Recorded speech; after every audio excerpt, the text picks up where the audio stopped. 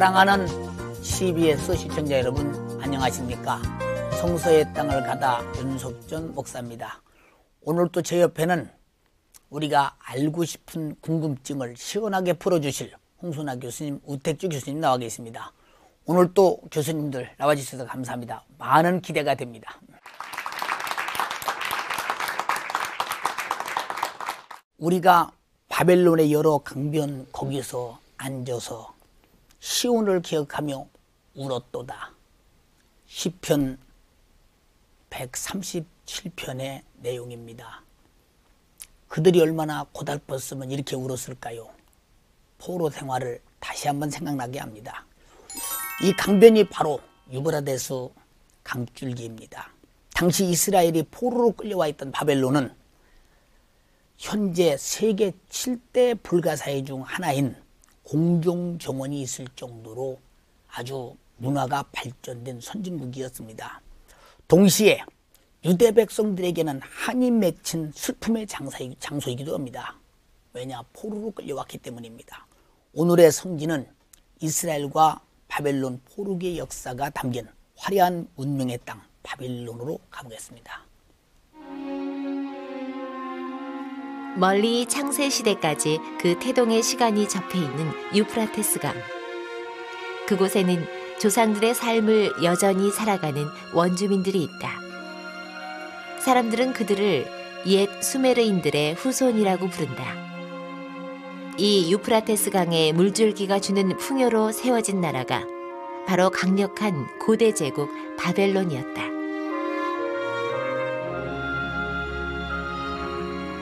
그 바벨론의 후손은 어떤 모습일까?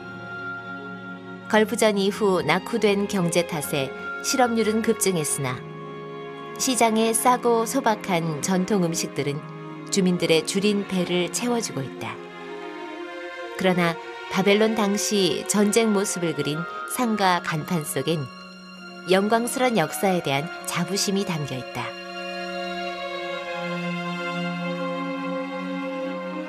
과거 이 사자상처럼 막강한 힘을 자랑했던 바벨론 제국. 주전 598년 이스라엘 민족은 이 바벨론으로 끌려왔다.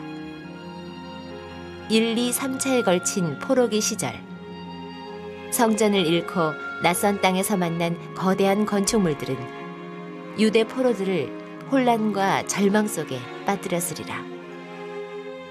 그리고 중앙문을 따라 펼쳐진 이 길을 밟으며 유대인들의 눈물이 뿌려진 슬픔의 땅이 바로 이 바벨론이다. 오늘 우리는 자료화면을 통해서 바빌론을 보았습니다. 저 속에 어떤 성서적 유적지가 있을까 많이 궁금합니다. 홍 교수님, 그 바벨론의 구약 성경의 역사와 관련된 그 유적지들이 많다는 것을 이미 말씀을 이렇게 드렸는데요. 그 중에서 가장 중요한 유적지가 있다면 어느 것일지 궁금합니다. 네, 그 바벨론에 가서 놀란 것은 그 규모입니다. 고고학자들의 얘기에 의하면 그 바벨론의 유적지 면적의 한 890헥타르 정도 되지 않을까라고 이야기하고 있습니다.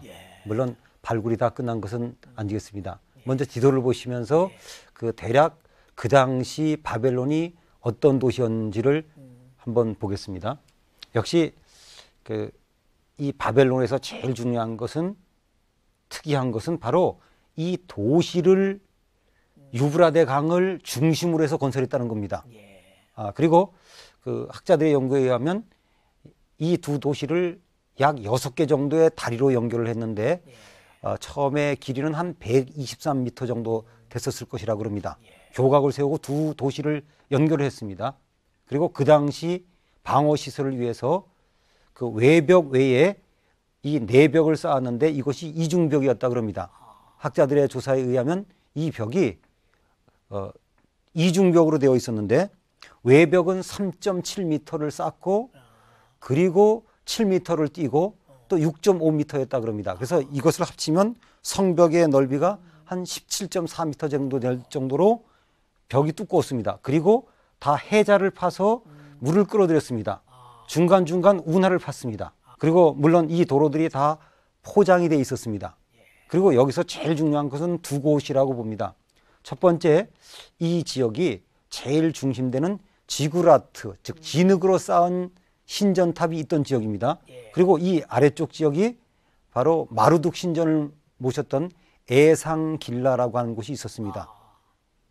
그래서 이 바벨론이라고 하는 곳에 가보면 그 당시 이 정도의 문명을 지니고 있었구나.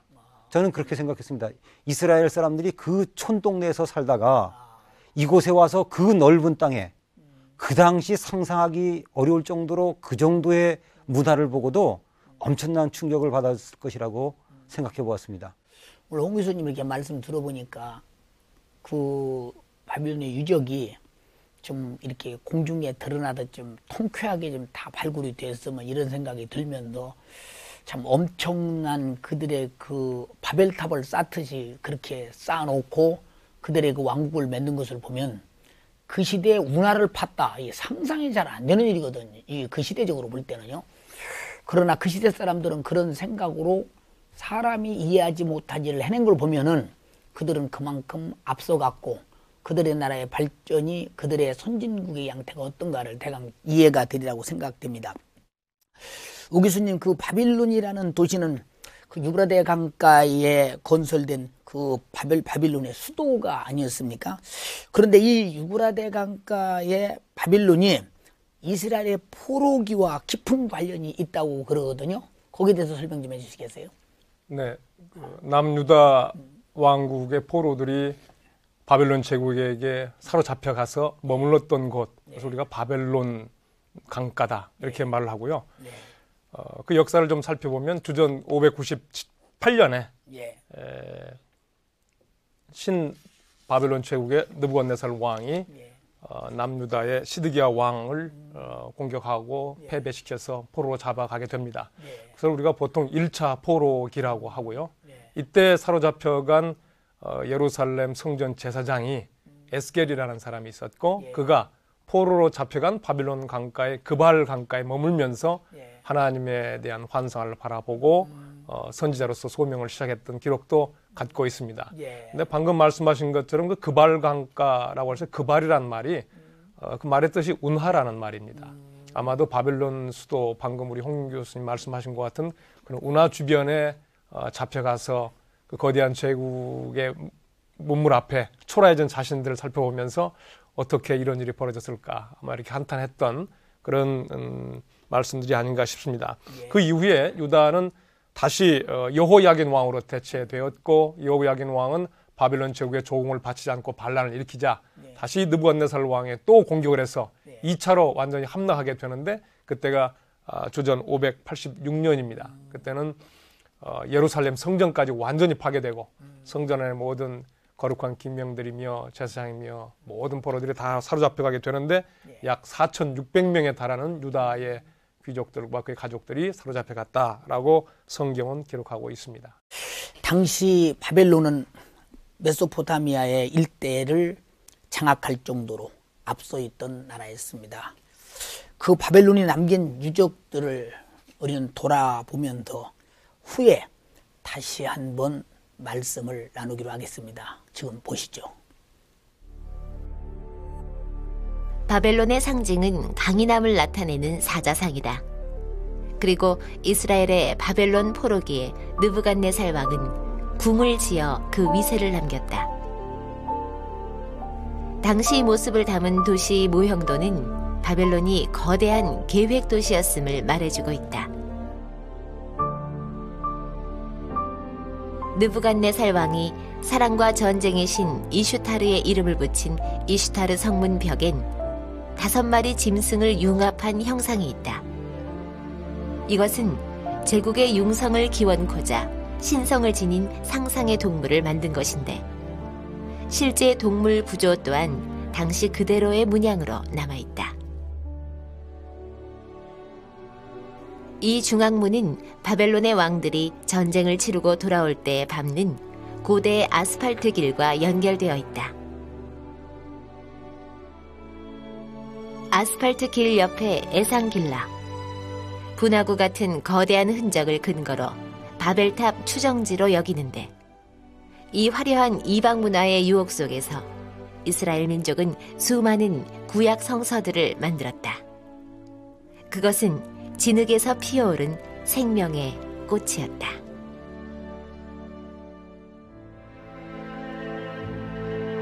여호와여, 우리의 포로를 남방 시내들 같이 돌리소서.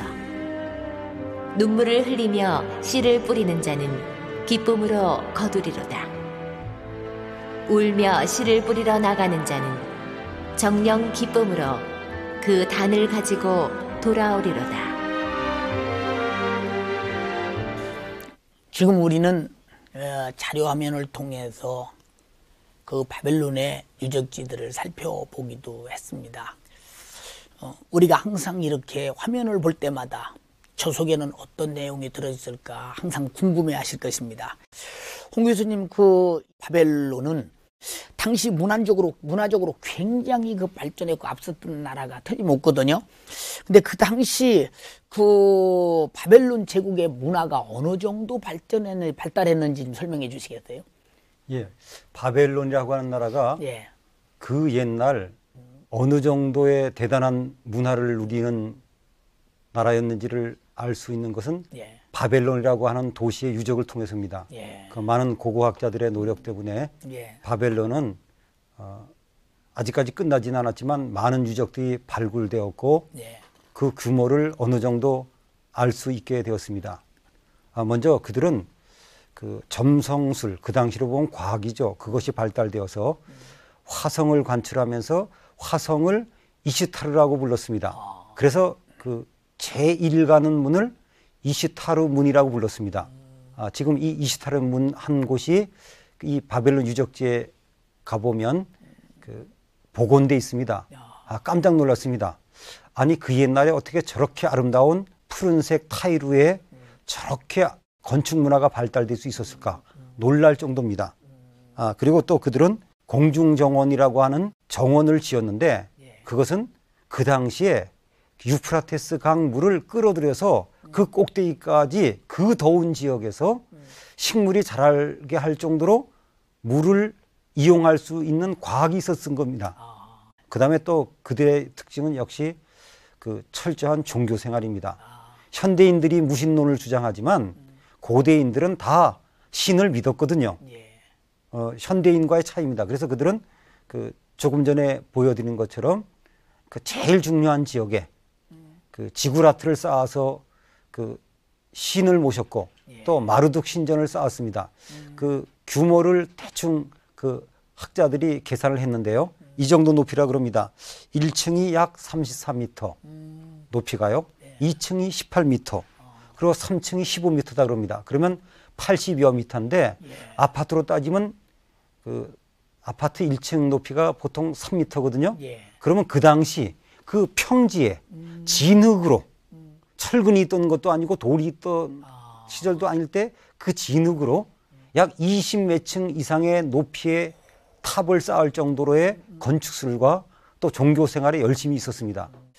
지금 말씀 들어보니까 사실 진흙으로 80 몇몇 하면 거의 27층, 8층 정도 되는 그런 높이인데 그거 가능할까 싶은데 참 그들이 해냈다니까 참 그들의 그 문명이 대단하다 싶고 공중정원 좀 당장에 가보고 싶은 생각이 나기도 하면서 그 시대의 그들의 그 문명과 문화, 과학을 다소나마 이해되는 것 같습니다. 홍 교수님 뭐 말 들어보니까 그 뭐 역총으로 포장된 도로도 있다고 그렇게 말을 들었는데 그 도로가 현재까지 바벨론에 남아 있다고 하는데 거기에 대해서 좀 말씀해 주시겠어요? 네, 그 역청이라 그러면 우리가 성경에 나와서 그렇지 우리가 아는 말로 바꾸면 아스팔트입니다. 예. 예, 아스팔트가 역청이죠. 예, 그 먼저 지도를 또 한번 보셔야 될 것 같습니다. 예. 이 바벨론이라고 하는 도시는 이렇게 철저한 계획 도시였습니다. 그래서 그 두 사이를 잇는 그 다리를 놓았습니다. 말씀드린 대로 약 123m 부근의 다리였는데 폭이 한 6m 정도 되었을 것이라고 합니다. 그리고 이렇게 그 도로들을 놓았는데 특별히 이시타르 문에서 이 중심가로 들어온 중요한 도로의 일부가 그대로 남아 있습니다. 가가지고 상당히 그 도전도 받고 충격을 받았는데 그 원래 그 타일을 깔고 그 위에다가 역청을 덮었다 그럽니다. 그리고 그것이 지금 남아 있습니다. 왜냐하면 세월이 흘러가면서 모래들이 그 지역을 덮었기 때문에 그것이 남아 있는데 저는 그런 생각했습니다. 이스라엘 민족들이 이 길을 틀림없이 끌려오면서 얼마나 놀래고 충격을 받았을까. 그런 생각을 해봤습니다. 우 교수님, 그 이스라엘 백성이 바벨론 포르기는 암흑기이면서도 신앙적으로 지극히 그 창의적인 시대였다고 이렇게 말들 합니다. 어떤 면에서 그랬는지 그 점 좀 말씀해 주시겠어요? 네, 포로기는 아까 제가 말씀드린 것처럼 신앙적으로 극도의 혼란을 초래하고 아마 신앙을 포기할 정도에 이르게 만들 정도로 암흑기였다고 볼 수가 있겠습니다. 나라를 잃고 신앙을 포기할 정도의 상황이니까 얼마나 참 절체절명의 그런 시기가 아니었는가 생각되는데요. 그러나 하나님을 믿었던 신앙인들은 이 암흑 시기를 가장 창조적인 시대로 바꾸었습니다. 그들은 포로로 잡혀가서 왜 나라가 멸망했는지, 왜 성전이 파괴되어도 하나님은 가만히 계셨는지를 깊이 반성하고 과거를 해석했습니다. 그리고 그네들의 반성과 회개를 글로 기록하게 되었습니다. 그네들의 실패의 이유가 하나님이 시시때때로 보내주셨던 선지자들의 말씀을 듣지 않았기 때문에 결국은 자기네들이 바른 길로 들어서지 못했다라고 고백하기에 이르렀습니다. 더 나아가서 하나님이 원하는 신앙생활을 하지 않고 그저 눈에 보이는 화려하고 멋있게 보이고 이익이 있을 것과 같은 그런 이방신들을 따라서 섬겼다고 하는 고백을 하기에 이르렀습니다. 그리고 그와 같은 생각들을 글로 남겨서 신앙의 후손들에게 그런 일이 다시는 일어나지 않도록 할 교훈을 줄 목적으로 글을 기록했는데 그것이 바로 오늘 우리들이 가지고 있는 성경의 일부입니다. 대표적인 성경이 예레미야서, 또 에스겔서, 또 이사야서의 40장부터 55장까지의 기록, 또 여호수아서부터 열왕기 하까지 이르는 긴 역사 기록도 이 포로 시절에 자기 왕국의 시작부터 끝까지를 포로를 겪게 되었던 사람들의 관점으로 뒤를 바라보면서 기록했던 역사라고 말합니다. 더 나아가서 포로로 잡혀갔던 이스라엘 백성들은 자기네들의 신앙적 정체성을 유지하기 위해서 안식일을 강조하고 할례를 강조했습니다. 왜냐하면 성전이 없어서 함께 모일 기회를 갖지 못하고 모여서 말씀을 듣지 못하게 되면 신앙을 계속 간직할 수 없었기 때문에 시간을 중시하고 몸의 흔적들을 가지고 하나님의 약속을 이어갔다는 것입니다. 더 나아가서 이제 성전이 없어졌기 때문에 예배를 드릴 수가 없지 않았습니까? 그래서 예배에 대한 기억들을 길로 남기게 된 것이 레위기라고 합니다. 그리고 기타 여러 가지 제사장들이 세계 이해 이런 것들을 기록한 오경의 일부분도 이 시절에 다 기록됐다고 말합니다. 이런 성서의 기록을 통해서 그네들은 민족의 순수성 또 신앙의 중요성을 새로 일깨웠다고 볼 수가 있겠습니다. 사실 우 교수님 이렇게 말씀을 들으면서 우리가 신앙생활하면서 항상 문제가 올 때마다 때로는 하나님을 더 원망하고 벗어나는 사람들이 많이 있는데 이럴 때일수록 내가 하나님 앞에 어떤 잘못을 했는가 찾으면서 하나님을 만남으로 해결하는 것이 원칙이 아닌가 이런 생각이 들어지면서 우리 신앙에 더 좋은 교훈이 되지 않나 싶습니다.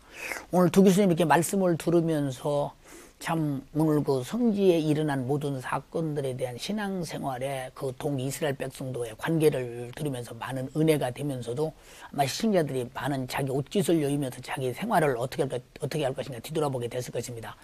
오늘 방청객들이 또 그래도 질문을 통해서 또 배우고 싶고 얻고 싶은 것이 있는 것 같습니다. 방청객의 질문을 받아보시겠습니다. 홍 교수님께 여쭤보겠습니다. 세계 7대 불가사의 중 하나로 바벨론에 공중정원이 있는데 공중정원에 대해서 자세히 알고 싶습니다.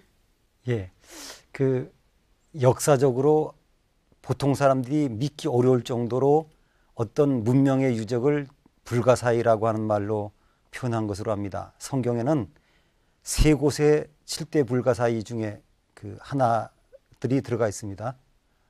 첫 번째로 에베소의 아데미 신전, 두 번째로 로도의 그 청동거상 자리, 그리고 바로 세 번째가 이곳 그 바벨론의 공중정원이 있었다는 것입니다.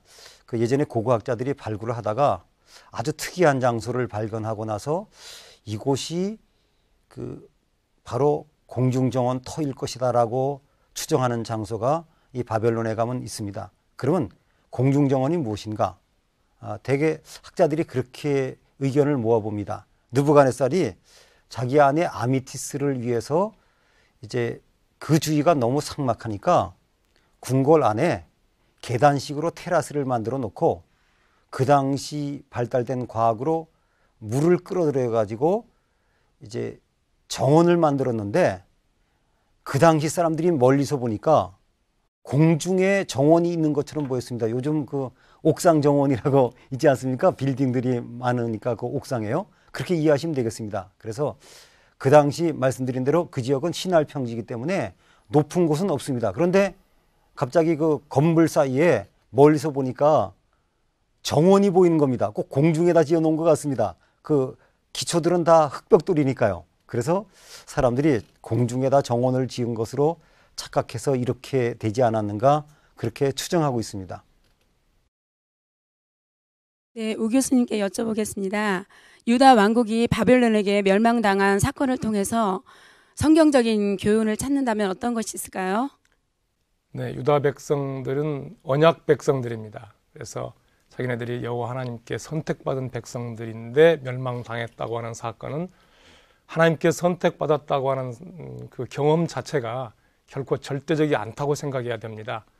선택받았기 때문에 그에 뒤따른 책임이 있다고 생각합니다. 하나님께서 원하시는 바대로 사는 것이 선택받은 백성들의 삶의 도리였는데 그렇게 살지 못했기 때문에 멸망당한 것입니다. 하나님의 선택이 잘못된 게 아니라 선택받은 사람들이 잘못 살았기 때문인데 백성들의 멸망뿐만이 아니라 더군다나 왕국이 멸망하고 성전이 파괴됐다는 사건까지 함께 생각해 본다면 우리는 솔로몬의 성전 얼마나 영광스럽습니까? 성전 안에 들어있는 법궤 얼마나 거룩하고 신성한 물건입니까? 다윗 왕조 선민입니다. 그러나 그 어떠한 것도 하나님 보시기에는 영원하고 절대적인 건 없다는 것입니다. 그것이 영원하지 않고 절대적이 않을 수 있는 조건이 있다면 그것은 신앙의 본질을 외면하고 그와 같은 성전이 존재한다든지 약속이 있다든지 선민으로서의 자부심을 가진다든지 할 때 그와 같은 자부심이란 결코 하나님께 용납하지 않는다는 것입니다. 신앙의 본질은 무엇입니까? 다시 말하자면 하나님이 자기들을 사랑하여 주신 그 내용들을 마음 깊이 간직하고 역시 우리들도 하나님처럼 모든 사람들을 사랑하는 사람을 가장 소중히 여기는 목적을 위해서 우리가 살아간다 그러면 성전도 같이 있고 약속도 같이 있고 선민이라는 자부심도 아름다운 것이겠지요. 그러나 그런 것이 본연의 목적을 벗어나서 사랑이 된다고 같으면 하나님은 징계라는 수단을 불갑을 사용할 수 없다는 사실을 우리는 꼭 깨닫고 언제나 신앙의 본질, 사람을 소중히 여기고 귀히 여기고 사랑하는 일에 최선을 다해야 할 줄로 믿습니다.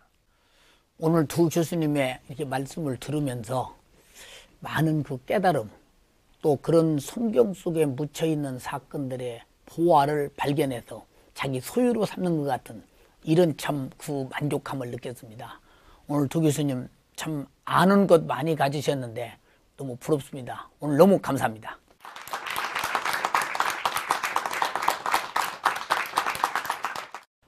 징계가 없는 자는 사생아라고 말했습니다.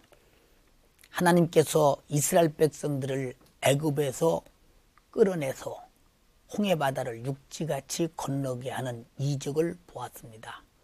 그리고 그들에게 만나도 먹였습니다. 그리고 그들에게 반석을 쳐 물을 내서 마시게 했습니다. 하나님이 그들을 향한 이적은 인간이 상상할 수 없는 이적을 보여주었습니다. 그러나 그들은 하나님 말씀을 순종하지 않았습니다. 하나님 뜻대로 살지 않았습니다. 광야에서 방황했습니다. 우상숭배도 했습니다. 이럴 때마다 하나님은 마음 아파하시면서 그들을 광야에 놓아두었습니다. 40년 동안을 놔두었습니다. 불과 얼마 아니면 가나안 복지를 갈 수 있는데도 왜 그랬을까요? 성경은 말했습니다. 사람이 떡으로만 살 것이 아니요 하나님의 입에서 나오는 모든 말씀으로 살아야 할 것을 가르치기 위해서 40년 동안 그들을 훈련시켰다고 했습니다. 우리에게 고통이 있습니까? 어려움이 있습니까? 하나님께서 여러분들이 하나님의 은혜 가운데 살게 하기 위해서 하나님의 은혜와 말씀을 떠난 정도, 바로 신앙의 본질을 떠날 때 그런 징계가 올 것입니다. 즉시 돌아서서 모든 징계를 뒤로하고 행복한 나라를 위해서 하나님을 다시 만나면서 뜨거운 회개 속에 축복의 역사가 전개되기를 바랍니다. 감사합니다. 다음 시간에 또 뵙겠습니다.